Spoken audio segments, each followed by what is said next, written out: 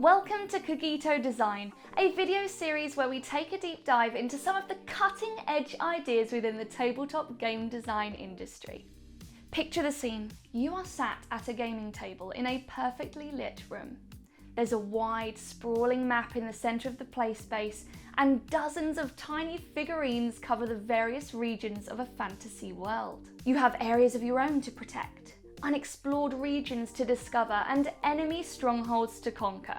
It is your move, and you know success depends on the decisions you make right now. There is something so primal and thematic about scenarios like this one. You are the commander of an army, and the battlefield lays out in front of you.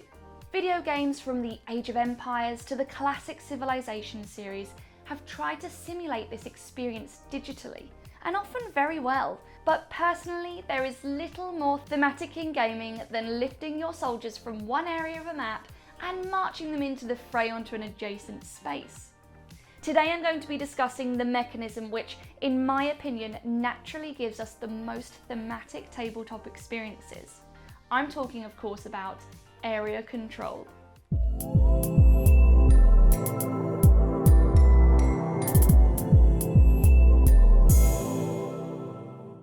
Area control is a mechanism that's a little tricky to define. Essentially, it covers any game where there are different zones of influence, typically but not always, on a map, and players compete for control over these areas, usually by moving their pieces into that area.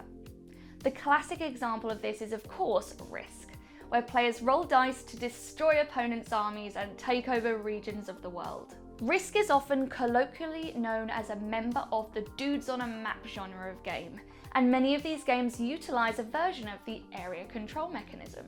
I particularly like the dudes on a map as a term.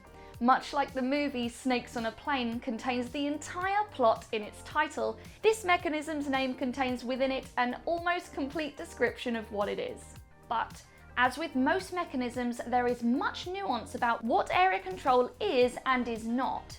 For example, it is often combined with a similar mechanism called area majority, which tends to occur more often in Euro-style games, where the hostile aggression of games like Risk is often avoided. The definitive example for an area majority game would be El Grande. In El Grande, players will share regions of the map, competing to have the most of their tokens in each region, but with happy bonuses for those in second place and much less death and destruction. Area control games, by contrast, tend to demand that only one player has control of a region of the map. In this video, I'll be discussing examples from both of these interconnected mechanisms, as there is often a lot of grey area between them.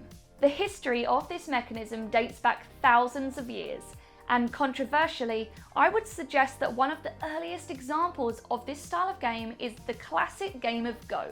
Whilst not officially recognised as an area control game, in Go, players aim to capture territory on an epic 19 by 19 square grid by tactical placement of their uniquely coloured stones. Their opponents do the same, and if ever any of their pieces are completely surrounded by their opponents, these pieces are captured, adding to the final score of the capturing player. Despite BGG's claims to the contrary, it sounds and feels a little area control-y to me. It is also a mechanism that has been consistently used in wargames throughout the years, and whilst the earliest of these were often closer to chess than an area control game, they did have that dudes on the map feel to them, even as far back as the 18th century. But of course, the most famous progenitor of this mechanism is the one we have already mentioned, Risk.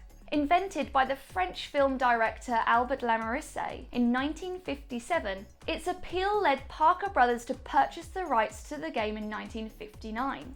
And since then it has gone on to consistently sell copies in the millions, proving to be one of the most popular board games in the world to this very day. Around the same time, the game Diplomacy was released by the Avalon Game Company, which also went on to spearhead the popularity of this mechanism. Then in 1995, the previously mentioned El Grande was released, popularising a new, kinder, Euro-style use of the game. And since then, we've seen a seemingly endless amount of games using and innovating on this mechanism. Of the 237 pages listing area control games on BGG, 213 are games from the 21st century, So it seems very clear that this mechanism isn't going anywhere anytime soon. So what is it that makes this particular mechanism so enduringly popular? Well, I think there are several factors that area control and majority games have going for them. The first of these, as I mentioned at the very beginning of this, is the uncanny ability this mechanism has in creating immensely thematic experiences. Area control games work well with all kinds of components, but the classic mix of a large open map and intricate plastic miniatures are a hugely effective combination. Take the Game of Thrones board game. The movement of your troops from region to region with the infamous hidden instructions, negotiation and betrayal that makes this game what it is simply would not work in any medium better than an area control game on a tabletop. It literally looks like you're in a scene from the show. I mean, I assume you also dress in plate armor for your candlelit game nights. This leads to another advantage of this mechanism. It works particularly well on the tabletop. The aerial view of maps mixed with the tactile pleasure of plastic minis suit the mechanism perfectly. And in my opinion, this creates even more satisfying gameplay than video games, which utilise a similar approach, such as the excellent Civilization series. But of course, I'm a little biased. A final advantage of area control is how well it seems to fit into a wide variety of different kinds of board games. I've already mentioned how often it's used in wargaming, dudes on a map style games, and even Euro games, but the mechanism fits perfectly into 4X games too. 4X games are those that contain the features of exploring areas, expanding territory, exploiting resources, and exterminating enemies. Just look at the classic TWILIGHT IMPERIUM for a great example of this. All this praise, however, does not mean that the mechanism is without any flaws. There are several issues that can arise with area control games. The first one is present in the classic game Risk.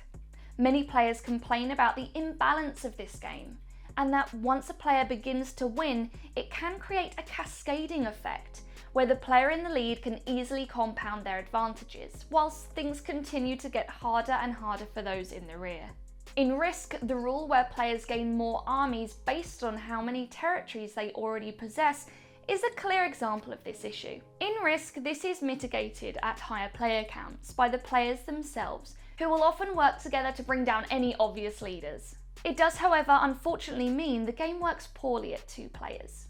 This is another common criticism of area control games, and many of the top games in this category have regular complaints from players who play at lower player counts. That being said, it is by no means a guarantee for these games. Star Wars Rebellion, for example, is clearly an area control game, but it's specifically designed for 2 players. Another criticism commonly laid at the feet of area control games is that they can be a little mean at times. The great player interaction they engender has the downside that players who like the classic Euro-style game can feel a bit put off by area control. The mechanism often forces you to compete directly for space and allows plenty of opportunity for combat. This is obviously a subjective criticism, as many players love this aspect of the mechanism, but it is worth designers bearing in mind that if their players are looking for the classic Euro experience, it can be tricky to deliver it in an area control style game. That being said, several developers have managed this. The hugely successful Spirit Island, for example, gets round the issue by being a co-op game, where the area control is the players working together against the artificial intelligence of the game itself. So, like all the other mechanisms we've looked at in this series, even Roll and Move, the mechanism itself is only as good as the designers using it, and we are very fortunate to have had a huge amount of excellent designers innovate on this mechanism. And I, for one, am very excited to see what's to come. Thank you so much for watching. I really hope you enjoyed this video. If you're liking our channel, then please like this video and subscribe to show your support.